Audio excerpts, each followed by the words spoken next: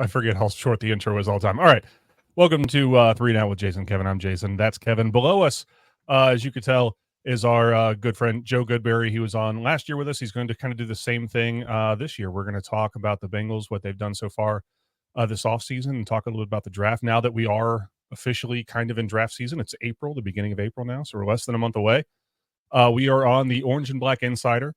Cincy Jungles, SB Nation, Cincinnati Bengals site, Media Wing. We're on there. A lot of great daily Bengals content. Check it out. We are brought to you by CincyJungle.com and SB Nation's Cincinnati Bengals site, which I already said. And then we are sponsored by Eastgate Dental Care, Eastgate Smiles Dental Care. So, Kevin, Joe, how you guys doing? Doing great. Thanks for having me on again, boys. Absolutely. Yeah. Absolutely. Doing good. Ready to pick Goodberry's brain. Yeah. I feel like this draft is a really weird one where everybody's really angry if you mention wide receiver or cornerback, usually two of the more exciting positions in the upcoming draft. And instead, we're all getting ready to disappoint ourselves on tight ends because I just do not see a scenario where the Bengals grab one in the first couple rounds.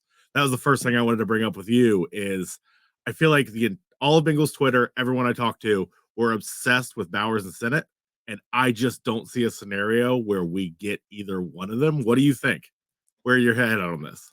Yeah, so Bowers is still a small chance he's even going to be there at 18, right? And right. Because he's a top 8 or so prospect in this class, he should go as high as is any team that has an open weapon position, whether you want to call him a receiver, a slot receiver, a tight end, whatever you want to do with him, because he's more than just a tight end, in my opinion. I think he is a slot and a tight end mix. You want to run screens with him. You can hand the ball off to him. He can play in the backfield a little bit, blocking the way we did with Drew Sample. I think he'd be a great fit, to be honest with you. If he's even there, would they pull the trigger? Would they even take him? I think that's the heartbreak. That's the scary part, I think, for a lot of people that absolutely love Brock Bowers, because the Bengals have been weird about tight end since they drafted Drew Sample way too high, right? They kind of overcorrected after that and said, all right, maybe our grades are off. Let's fix the formula here. So they refixed, I don't know if this is actually how it works, but they refixed it and the grades come out the following year and they're way too low on every tight end for the next, 3 years as they try and like a lot of guys, talking to people in the building. There's been a lot of tight ends they've liked. They've just been a half a round to a full round later than when the guys actually get picked. So now are they in the situation where they get to Bowers and he's there at 18, but so is Amarius Mims, right? And they say, well, of course, we got two guys here that are top 12 prospects in our opinion, but one plays right tackle. Why wouldn't we do this? Why would we take the tight end? That's a very real possibility, and it could happen.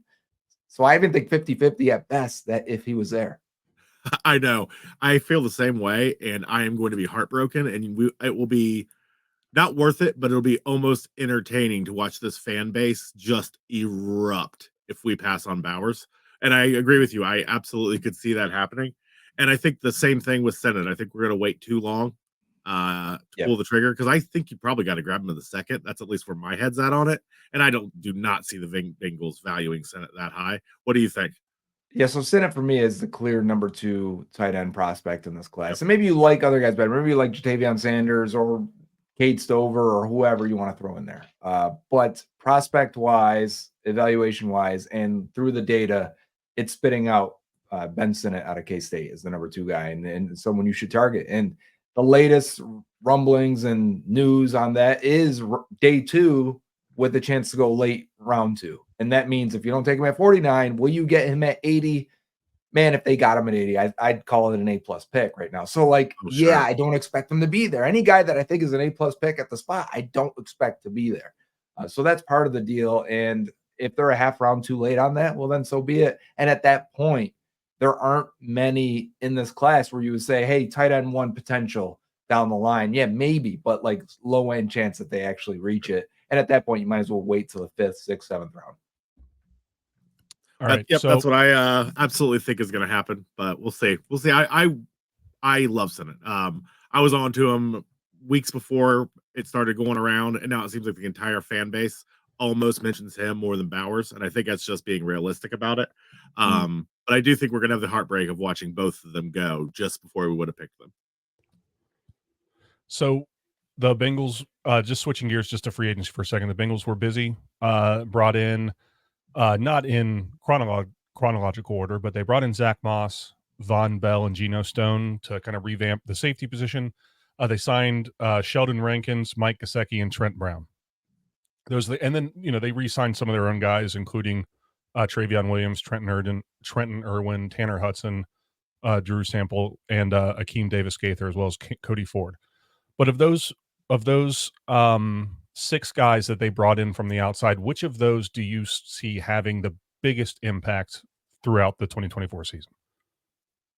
I would say upside wise, it could be Trent Brown. He's always been a very, very good pass blocker. And if he's healthy and got his right mind frame going and he's there all year, that is a legit good starting pass blocking right tackle. And they haven't had that in a long time. Even Jonah Williams last year, I thought was fine at right tackle. But we're talking about a guy that's massive, powerful, good technique, good handwork. And it would be nice to have those 2 bookends that look like that, just absolute freak shows at both tackle spots.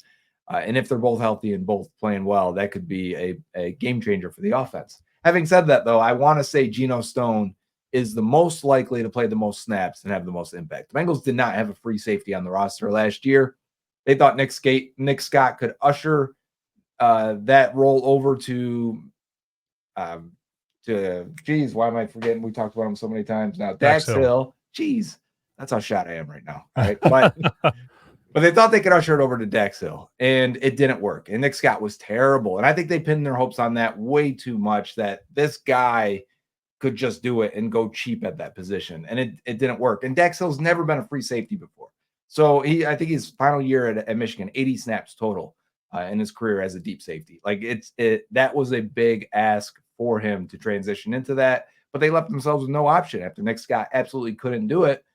So I think in every sense of the word, Geno Stone is a true free safety. And I think getting him back there and getting communication down pat, and getting everyone lined up in better positions will go a long way to helping this defense get back on track. Okay. And then, so you mentioned that Geno Stone, you think will have one of the biggest impacts or play the most snaps. They did bring back Von Bell. I don't know who's going to be where when the season starts. I don't know if it'll be Von Bell and Stone. I don't know if it'll be Stone and Battle. I have no idea what's going to happen. But where do you see Dax Hill fitting into the safety room, or do you think they're going to move him away from safety? I think they're going to move him away from safety and make him a slot corner, maybe a boundary corner, because as of right now, they don't have a backup to DJ Turner and Cam Taylor-Britt. There's a chance that, hey, those guys go down and they're going to have to play Dax there. But that's a recipe for really ruining the guy completely, right? They've already tried to make him something he wasn't in college, and now you're going to do that again. I am not for it at all. I hope that they find a corner in this draft. Maybe it's 3rd round. If they see a guy that's still a 2nd round value and they take him because, hey, you can't have enough corners. The 4th guy always plays for this team, going all the way back to LaShawn Sims playing for 500 snaps and us pulling our hair out, right? So they always play. You need the 4th guy. And if they draft one and they say, okay, Dax, we're going to ease up a little bit. You are going to back up Mike Hilton. That's the slot guy, the box defender that moves to safety and does all these things and blitzes, because Dax actually was blitzing really good last year too as well.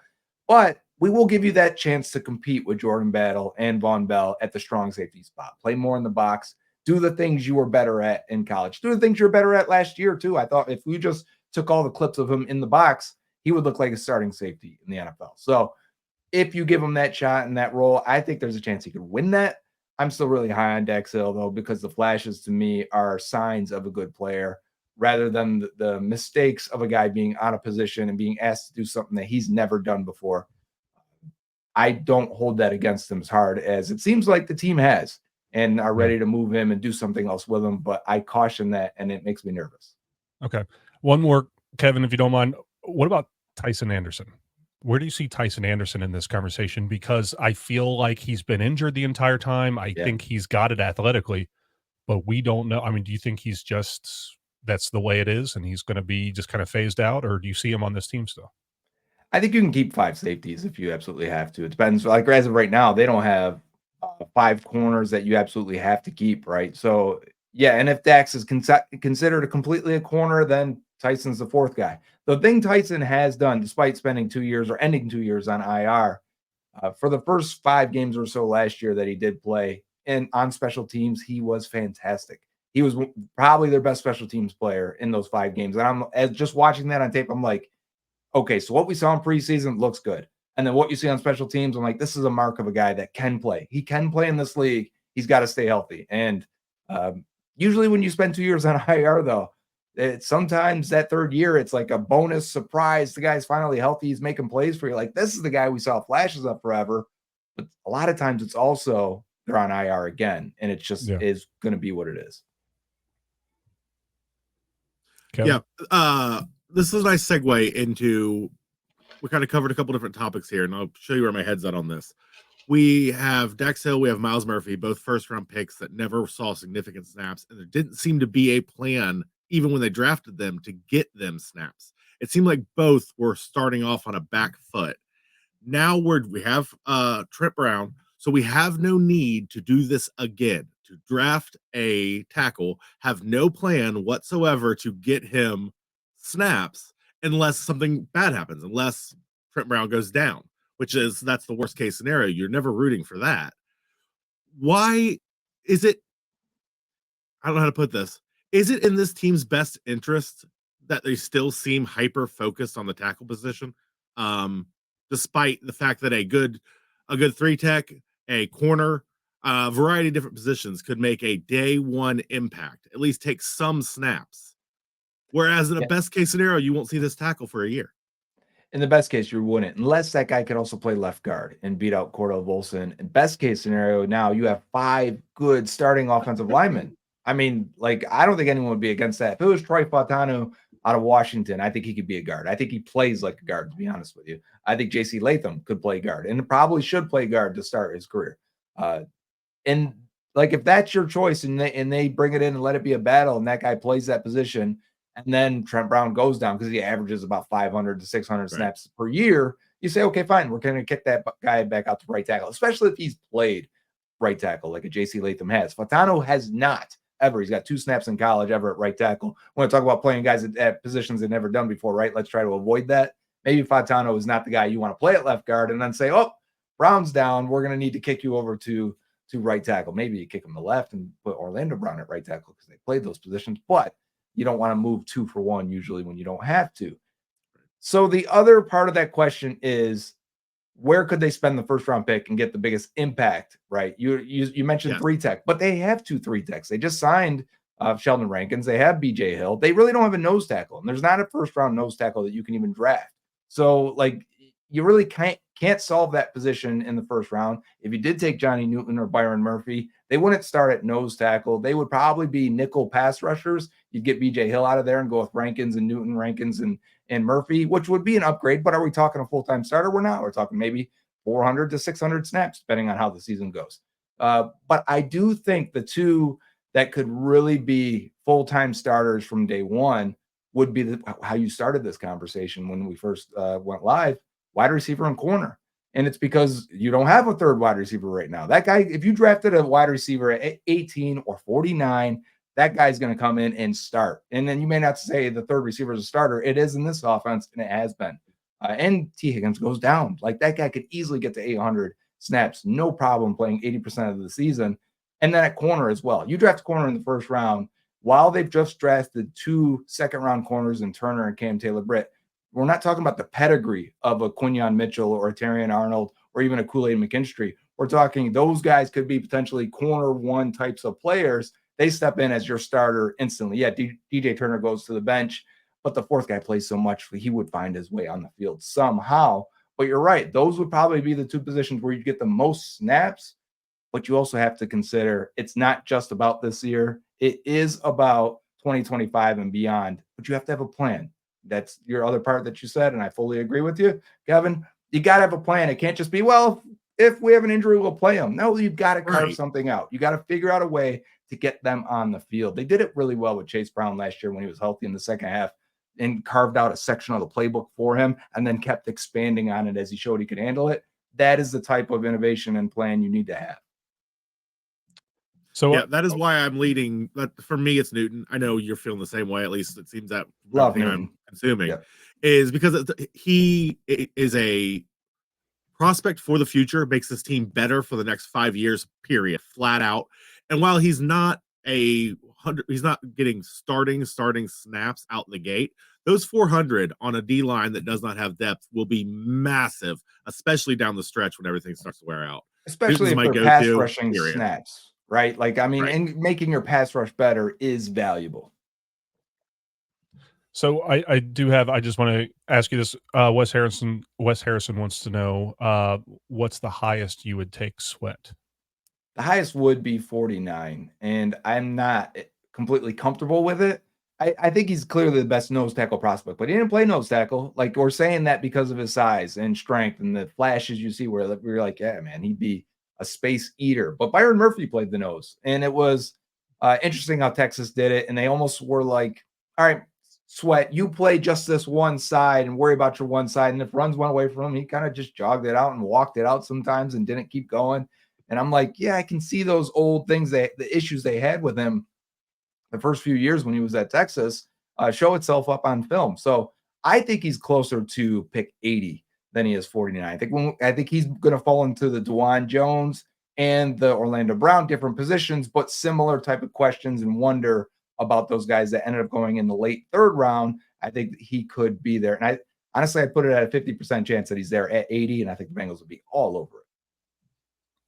All right, so kind of back to these free agents that we were talking about, the guys they brought in from the outside.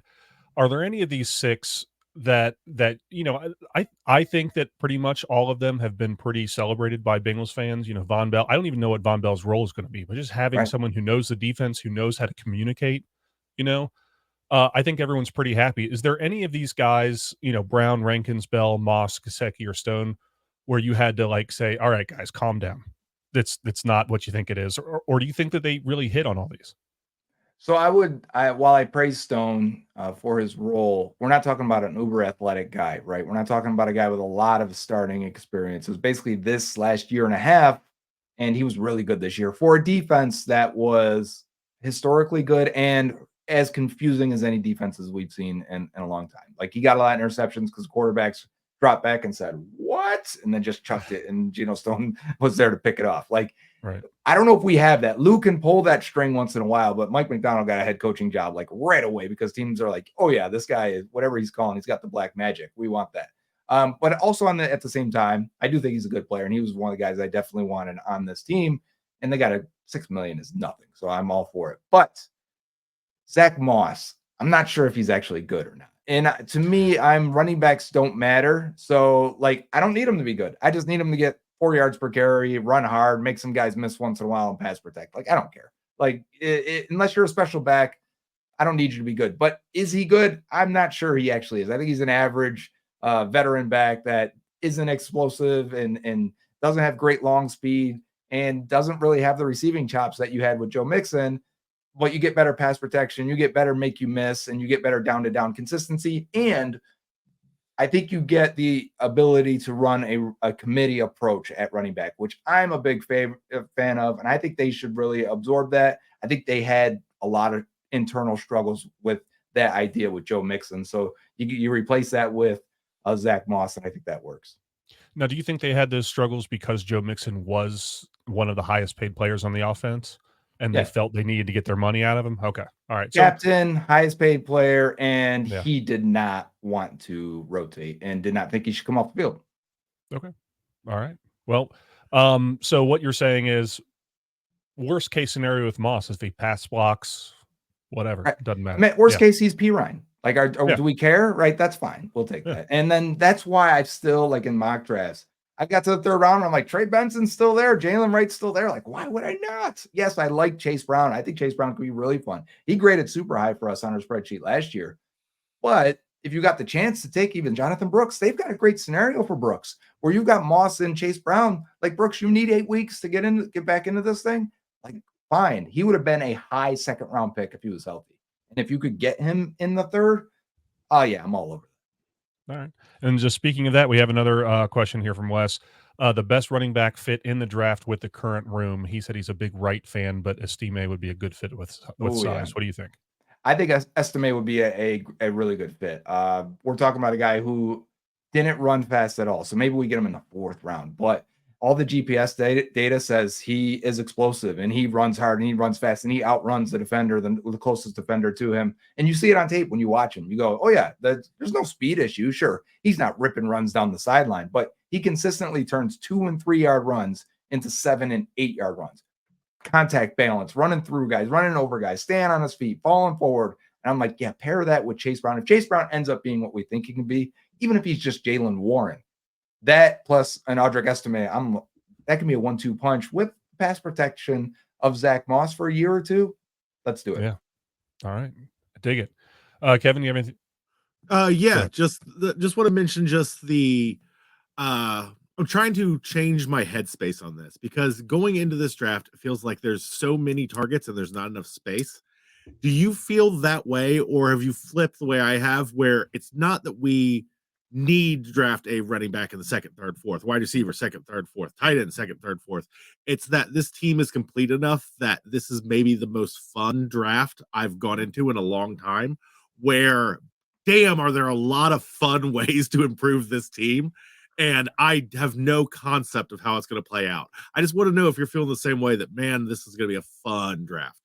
One of the goals I always set and try to really emphasize when free agency starts or as we're approaching is the draft is worth so much more than free agency, because those are your cornerstone players. That's where you build guys. If you absolutely hit a grand slam in the draft, your team is like boosted into the future for the next 4 or 5 years, right? We saw it with the Texans last year, high picks, but we saw it with the Bengals with high picks too, with Jamar Chase and Joe Burrow. It doesn't have to be that. You could get a Chiefs drafts where it's Trey Smith and Creed Humphrey and L'Jarius Sneed late, right? You can Isaiah Pacheco late. You can do these things, and all of a sudden you're time warped into the future. Like, we are good now and for the next 5 years. So when I say that because free agency is only a vehicle to get you to the draft and allow you to pick the best players or the best prospects for the future. And you want to get there without major holes. You want to get there without major needs. Sure, they need a nose tackle, but like, you're not drafting that in the first 4 rounds anyways. Typically, that's a 4th, 5th, 6th, 7th round pick or 2, and like, that's where they go. That's where they get drafted. It's not a big deal. Yeah, you could use a punter upgrade. Fine. You want to throw your 7th round pick in another punter? Feel free. Yes, they could use future needs, and there are some ways to impact this team. A running back would help. A tight end would help. A receiver would help. A corner would help and probably play. Another defensive tackle, pass rush. But why I think we're so fixated still on defensive tackle and right tackle, or just tackle in general on offense, is because now the opportunity cost and where those guys typically get drafted are 1st and 2nd round. You want a good one, it's 1st and 2nd round. So we're sitting here saying, you do these mocks, you end up first 2 rounds going back and forth with those two. It's because you have that opportunity. You're not forcing yourself to take a receiver. You're not forcing yourself to take a corner or a tight end or a guard or a quarterback or DN, whatever the case may be. You don't have to. So what we're doing is we're saying, I want the best chance to find the value from a good player as I possibly can. So let me get tackle and D tackle right out of the gates. Let me get those 2, and then 2 3rd-round picks. Let me get a running back and a tight end. Let me get a wide receiver and a corner. Let me get a wide receiver and a running back. Like, those are fun. Let's have fun. Let's get rid of the dirty work in the first 2 rounds. Take the highest chance, best athletes we can in the trenches, and then let's have fun in the mid rounds and put weapons around Joe Burrow. And if you get lucky, because this team has at running back, at wide receiver, like, that could be a big boost to it sets up really well, because they did a nice job in free agency, plus this draft where it's strong. It can all culminate. If it lands correctly, this could be a huge draft for them. But yeah, I'm excited. Yeah. I'm excited to see if it does land. Like, I set this up sometimes. Sometimes I set up the negative and like, let's see if they absolutely blow this. This is going to be great. Or let's see if they nail it. That could be fun too. All right, so I did want to ask about wide receiver. So you said today, or you said earlier, that if they draft a wide receiver in the 2nd or 3rd round, that's their starting wide receiver 3.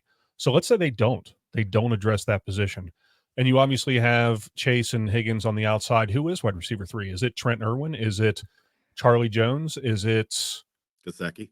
Yeah, is it Mike Gesicki? Yeah, Mike Gesicki. All right. So Gesicki's played a lot of his career in the slot, but what that does is now heighten your need for a tight end too. And is that Drew Sample, and are we okay with that? I'm not. Like, and even Tanner Hudson, I'm not. Yeah, you can do it if you draft Ben Sinnott in the 3rd round, and maybe he's your tight end too, or Jatamian Sanders in the 3rd round, he's your tight end too. But if you miss those guys and you're taking Eric All in the 4th round, Well, then I don't know if that plan works as well, right? I don't know if you can throw these day 3 guys into the mix, into the fire right away and use them and get good production. Tight end usually takes a year, if not 2. So can Gesicki be your slot receiver and do all those things? Sure, but not in the way that I think would be the best. Like if you got Brock Bowers in the first, like that's your third receiver, right? And then he eventually is your number 2, and that's how it works out. But otherwise, I do think Trent Irwin has the advantage there just due to his experience. He's not really a slot guy. He's white, but he doesn't really actually get open in the slot. So like it doesn't work. My brain is confused when I watch him. He gets open deep on the sideline and I'm on the outside. I'm like, how'd that happen? I'm thinking like the Falcon. What was the bow and arrow touchdown, right? I'm like, how did he get open? How was he down there by himself? But I don't think they were as happy with Charlie Jones last year as expected. I think when he showed up he and Andre Osvash, I think that's the conversations together. I think they looked at it and said, oh, Yoshi's actually further along than we expected coming out of Harvard. Oh, Charlie actually for being a 24-and-a-half-year-old rookie, not as far as long as we expected. And you kind of need to be that in the slot. You can't have mental mistakes in the slot. Think of the one deep miss ball from Jake Browning, right? Where Charlie's not sure, do I run through this or not? Like that shouldn't happen. You're 25 now. Like you don't have much room to grow, buddy. You don't have that much time to go. But while Yoshi at the same time doesn't really look like a slot guy, but he probably could, if he's mentally as sharp as they say he is. And I mean, the guy went to Harvard, right? So he should be. He could develop into that. Plus, I think he's a bit clunky in his routes and boxy in his routes anyways. Kind of looks like a slot guy at times when he does that. But I think they want him as a backup to T. Higgins and Jamar Chase on the outside because he has the size, the height, the speed, vertical stretching ability. He has good ball skills. He'll go up and come down with contested passes. We saw it all year in camp and then a couple times in the regular season. And then there was a few times, I think of the Browns game where he had a couple where it gets knocked out right away, right? Do you remember those? He had like 3 in that game where as soon as he hit it, he didn't pull it in right away and he got it knocked out. You kind of can't have that for a slot guy. That's why I think they're going to take a receiver. I do think they will take a receiver in the first 4 picks. If not, if we go into 4th round, if we go into day 3 and they haven't taken one yet, I would put betting favorite money on that 4th round pick being a receiver. But I do think in all the simulations, 3rd round, there's still a lot of good receivers there. The need for receiver is the main reason I don't think we end up with a tight end until day 3. Agreed. I think they're going to prioritize every time. Every time. If there's one even close to comparable, I think they lean wide receiver every time. And I'm on the same page as most fans in that, like, we're kind of spoiled on receivers. I mean, it's just the Bengals way. But I can't deny the logic of it. You know what I mean? It's very easy to look at this team and go, oh, no, we're fine. We're great on receiver. Look a year ahead. Look 1 year ahead from this moment, and we are in the dregs of wide receiver. It's Jamar Chase carrying this whole team for multiple seasons if we don't do something about it now. So I'm at last year. Last year they had Higgins, Boyd, and Chase. And what we say? They need a receiver. They drafted 2, and then they needed them as Higgins was missing time, as Chase missed some time, and as Boyd was, you could see, was getting to. I mean, still out there in free agency for a reason. So, yeah, even with those 3, that trio, they still needed weapons last year. And so now without Boyd, with Higgins on a 1-year deal, and also Higgins isn't going to be there for camp, right? Does anyone think he's going to show up for camp until the last week before the regular season? You want to go through practice with Andre Yosibash and Trent Irwin as the 2 and 3? I don't. I want good practice this summer so they don't start off slow. Like last year when Jake Browning had to play in camp and we're sitting, and Simeon, and we're sitting here like, they are getting terrible practice out there. If you went to camp, like some of this sucks. They can't do anything out. They can't run anything. I don't want that same situation at wide receiver because they didn't value it and didn't find a guy they should draft, which I don't think is a thing, but could happen. Yeah, I think of any team who values wide receiver, I don't think Bengals are a team that don't value that position. Right. They love wide receivers. So speaking of draft stuff, how about we finish up today? We do a mock draft. Does that sound good? And Joe, you just tell us what to do. So which one do you want us to do? You want us to use one of the ones that uses your board? Yeah, let's go to fan speak and use the Goodberry board. Which one is it? Sorry. It'll fan speak. Okay. Well, he's loading this up. Do you have a prediction as far as what wide receiver you think they're targeting on day 2? Because I mean, it's going to be one of the 3, right? One of the 3 picks on day 2. I would almost bet money on it. Yeah, and there's a lot of them in the production profiles, age profiles that I usually use for the Bengals. When they draft a guy in the first 3 rounds of a premium pick, they typically look for young production and guys that are still young. They did it with Tyler Boyd and T. Higgins. They didn't have to test very well. They knew that, hey, this guy's probably a little bit better than what his testing is, because he's still only 21 years old or 20 years old. And they can tell that this guy's still going to mature and grow. Even Chad Johnson fits in that scenario. Carl Pickens in round 2. All these guys were young production guys. But when you look at this class, and there's guys like Xavier Legette in South Carolina does not have the young production. Would they bypass it because they're like, hey, we don't need a number 1 type guy. We don't need this guy to develop into that. We need a role type player, really. We got Jamar Chase. We're going to spend picks elsewhere. We're going to keep investing in wide receiver. Last year was a surprise when they went with Charlie Jones and Andre Yosivas. We're talking about like under the 20th percentile for breakout age. We talked about the age with Charlie, but Yoshi isn't much younger. And it was a shock because they don't normally do that. If they do it, it's on day 3. And so like maybe I can wave my hand over it a little bit of what they did last year and think like this year they're still going to target young guys, which are guys like Keon Coleman and Troy Franklin, Javon Baker, and who was the other one? Jermaine Burton. So I do think there are a few guys on day 2 that will really pique their interest. Javon Baker is my pick out of this. Just putting that out there. Oh yeah. So I got it here. Let me get this. Malachi Corley, I think, is another one too. I'd have to look at the list completely. But Malachi Corley could be so much fun if they use him correctly. That's what I'm getting to, right? I don't know if do you think the Bengals would be interested in modifying their offense? I mean, just a little bit to use him the way you would need to use him. I'm not certain they'd want to do that. I'm not certain that's what they're looking for. It feels more like they'd be looking for somebody they can slot in a little easier. Right. I think they would, but on their terms. Like, let's say they're like, oh, we would, but at pick 97. And then he's not there, so they don't worry about it, right? So like they would value it less if they have to manufacture too many touches for him. Yeah, that's where my head's at as well. All right, Jason, we ready to roll? I'm working on it, fellas. I don't know. Here we go. It's just running. Come on. Well, if this doesn't get moving, we'll probably just pull the plug on. Seem dismissive. This will be my last question that I had, but I think we get to it. You seem dismissive of the idea that the Bengals were going to draft Punter. Well, I mean, because it's a punter. I mean, that's what it is, right? But like, I almost feel like they have no option but to do it.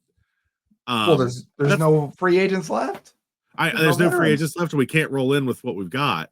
That is the one position that makes no sense to me, where it's not strength of competition. I do not understand the fall off of a punter from college to the NFL. Your job did not change. Not one bit of your job changed. You're not going against stronger competition. It's exactly the same in almost every way, and yet the fall off happens, and I cannot wrap my brain around it. And for like almost every punter, if the fall off happens, like rookie year punters are typically bad. And it's got to be the speed of it. It's got to be, you got to get it out faster. The protection's different. Maybe that gets in their mind a little bit. I don't know. But you're right. You're just punting the ball. Like, is that in the ball? It's not completely different. It's a football. Yep, it's the same no matter where you do it at, but I guess it isn't. Well, he was a good holder last year. We should say that about Brad Robbins. There was like no issue there with going from Huber, who was a great holder, to Robbins. We didn't notice an effect at all for Evan McPherson. I mean, I'm pro that, but if that's what you're pointing out about your punter and not his punting, he holds more than he punts, right? If everything goes right. Yeah, if everything goes well, that is fair true. enough. Fair enough. So we will not be able to do the mock draft. Sorry. It's running way too slow, and it'll just be a pain in the butt. But hey, Joe, I want to thank you very much for joining us, for answering our questions and hanging out with us for a while. Again, we're on the Orange and Black Insiders. Great Bengals content there every single day. Check it out. We're brought to you by CincyJungle.com, SB Nation Cincinnati Bengals site, and we are sponsored by Eastgate Smiles Dental Care. Kevin, you got anything else for Joe? No, just thanks for coming, man. It was this was a lot of fun. Thanks for having me on again, guys. And then tell us where everyone can find everything that you do, because I know that you do a ton. So I do too where can much, we find guys. it? That's the problem. But at Joe Goodberry on Twitter is the best spot because I probably try to funnel everything to that. But otherwise, Bengals on the Brain on YouTube, presented by First Star Logistics, every Tuesday and Thursday at 7 o'clock. Tuesday and Friday, I messed that up, at 7 o'clock. Mostly film analysis, data, just talking sometimes and hanging out. But it's anything you can think of that's on your mind, Bengals, I'm probably talking about it around that, pretty close to that episode or the following. And I would like to take this just to mention it can be awkward plugging your own stuff, especially subscriber stuff. But Goodberry's subscription on Twitter is an absolute must, especially this time of year. Some of the deep dives he does of like statistics of your thing and how they affect the game. There's no one better. Everything you put out is fascinating, and it's from like I learn something I didn't know I needed to know every single time you do one of these like in-depth dives. It's absolutely worth the few bucks it costs. Absolutely is. Yes, Kevin and I both subscribe, and then we were actually talking before you showed up. Would this be? I was like, Kevin, will this be weird if I wear this? Not at all. That's awesome. I saw it in the intro. I said, I know, Jason wearing the hat. Yeah, but yeah, so awesome stuff, Joe. Thank you very much for having us on again, or for us having you on, for coming. Yeah, this is my show now. Yeah, I know. It's your show now. Exactly. 3 and Out with Joe Goodberry. Kevin, we're out. We're done now. But thank you very much for coming on. And who day? Who day, boys? Who day?